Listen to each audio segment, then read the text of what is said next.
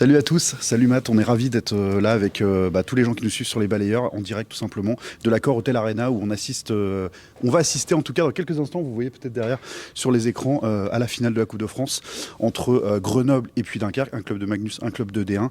Mais surtout avant ça, on voulait vous en parler dès maintenant parce que c'est quand même important. Il y a eu un point presse avec le président de la Fédération française de hockey sur glace. Bah oui, totalement. Salut Sylvain. On salue également tous nos abonnés qu'on a pu croiser juste avant ce point presse. Eh oui, quel bonheur. Dehors. C'était un vrai plaisir. Et oui, on a eu un point presse avec le président de la fédération et on a plein d'informations hyper intéressantes à aborder. Et oui, totalement. D'ailleurs, on va vous commencer par une info majeure. Tu as pris tes petites notes. J'ai pris mes petites notes. Voilà, mais c'est important, on voulait vous le communiquer le plus vite possible. Surtout pour ce qui concerne la mission olympique. On sait que les JO 2030 d'hiver sont en France et que du coup, l'équipe sera qualifiée directement. Mais avant ça, il y a les JO 2026 où on va essayer de s'y qualifier. Ce sera très dur, évidemment, pour l'équipe de France, comme toujours. Mais on a peut-être des bonnes nouvelles. Voilà, c'est entre guillemets encore. Pour l'instant, la France est censée jouer en Lettonie, mais ça, c'est en fonction de la présence de la Russie. Et voilà, et de la Biélorussie d'ailleurs, enfin en tout cas, voilà, de ce sujet-là géopolitique, mais qui joue bien évidemment dans le sport.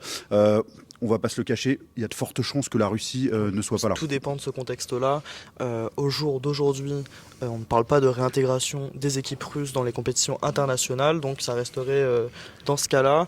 Donc la France serait présente à ces tournois présents. Et l'information qu'on a eue, c'est que si la Russie est absente, pour la France, c'est la Norvège. Ce serait Oslo en Norvège, sauf que...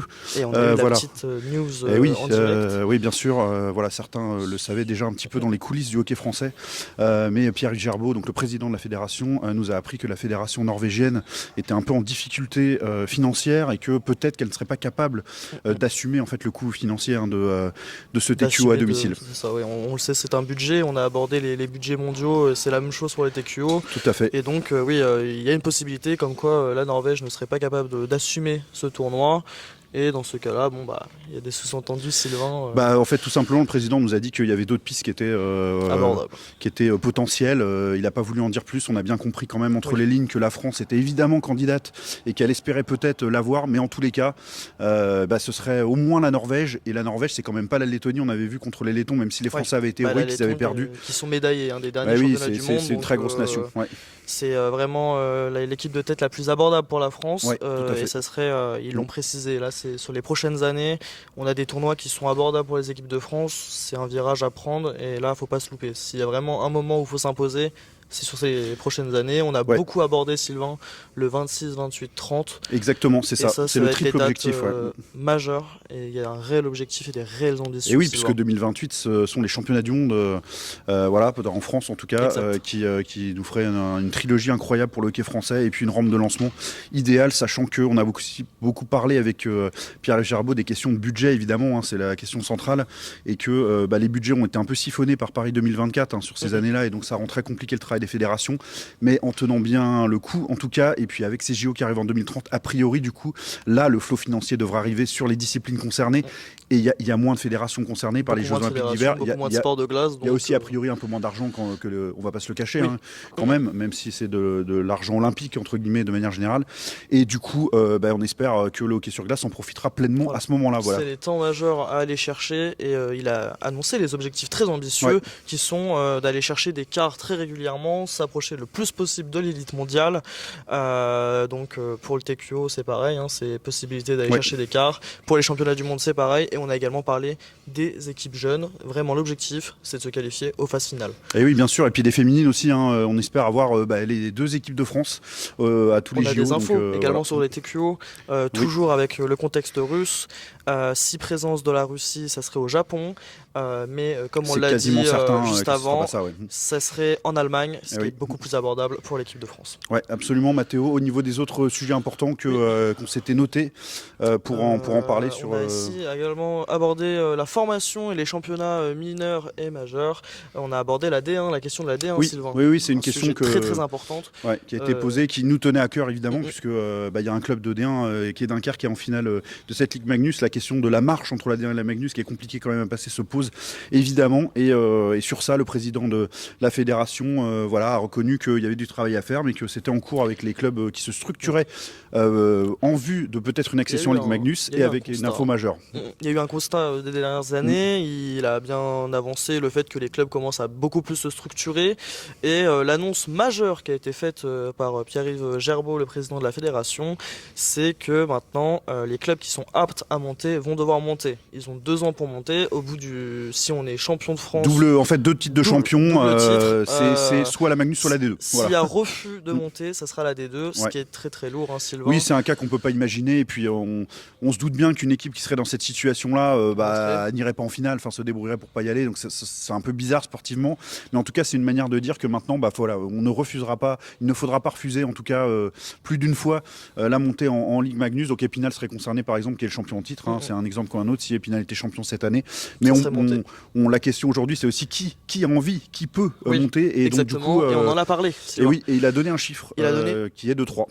3 clubs concernés, 3 clubs qui ont déposé le dossier. Donc maintenant, il y a tout le travail à côté. Il l'a bien précisé aux journalistes. Oui. Il a dit que c'était 3 places de hockey. Après, en même temps, on peut dire que bien structurés. Il a bien précisé ces termes. Je vais reprendre les termes précis qui ont été dit. C'était exactement ça. 3 clubs structurés, des villes de hockey. Voilà, pas eu de nom, il n'a pas voulu nous donner de nom. Non, mais nous, on va pouvoir en donner quand même. On va essayer d'en donner. Dunkerque, c'est certain. Ça, d'ailleurs, je pense, était officialisé. Épinal aussi, ça paraît assez certain. Et puis après, pour le troisième. Le troisième, voilà, entre Caen peut-être que Caen serait légitime à ce niveau-là. Mais Strasbourg aussi, on sait, dans cette optique-là. Donc un des deux, en tout cas, un des 2 clubs serait parmi ce trium de clubs, ce trio de clubs, en tout cas, qui serait en capacité de monter en Magnus. Et on a une info un peu moins rigolote, Sylvain, pour les clubs de D1. Il y aurait 2 clubs de D1. 2 clubs qui seraient quand même en difficulté. Il a bien dit 1 ou 2 clubs dans la difficulté.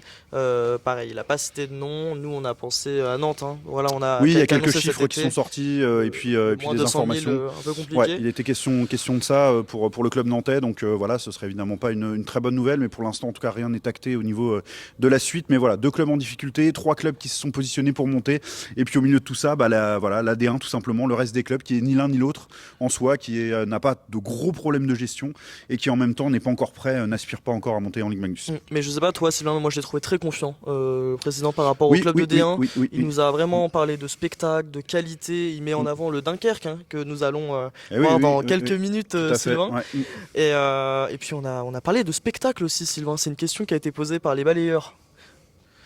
Le fameux Winter Game. Et oui, bien sûr, ça concerne le hockey français au sens large, puisqu'il a parlé, on le disait, de questions financières, qu'il n'était pas du tout inquiet pour la Magnus, que la santé des clubs de Magnus se portait bien.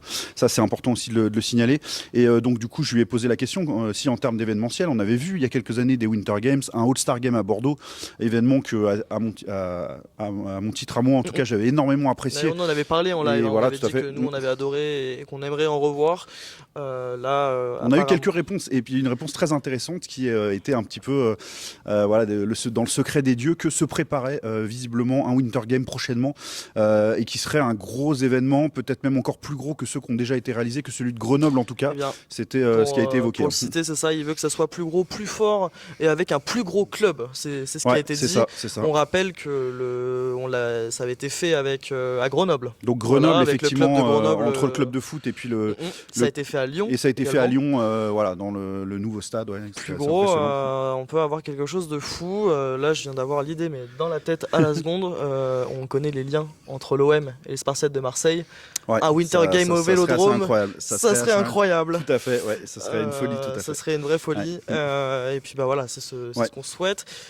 Mais ça fait plaisir de voir qu'il y a ces projets qui vont revenir. Par contre, sur le All-Star Game, il en a parlé, c'est pas du tout d'actualité parce que tout simplement, ça n'a pas fonctionné la dernière fois. Il y a du mal à avoir de l'adhésion. Il en a discuté aussi avec Jean-Pierre Suta, le président de la Fédé de basket, et c'était un peu la même problématique de son côté. Il a expliqué qu'apparemment le public français n'était pas très réceptif à ce type d'organisation. Voilà, alors que nous, ça nous plairait bien. Ça marche bien. Mais bon, Sylvain, on n'est que 2. Si les Français n'aiment pas, on va pas pouvoir en faire un que pour nous. Exactement. Je cherche d'autres petites infos. Normalement, on vous a dit le l'essentiel est là. L'essentiel est là. De toute façon, on reviendra dans nos émissions sur la suite un peu. Les quelques détails qui restent, parce qu'on a eu vraiment beaucoup d'informations c'était très intéressant. à trier, seront abordés dans notre prochaine émission. Donc soyez présents. Voilà, exactement. À bientôt.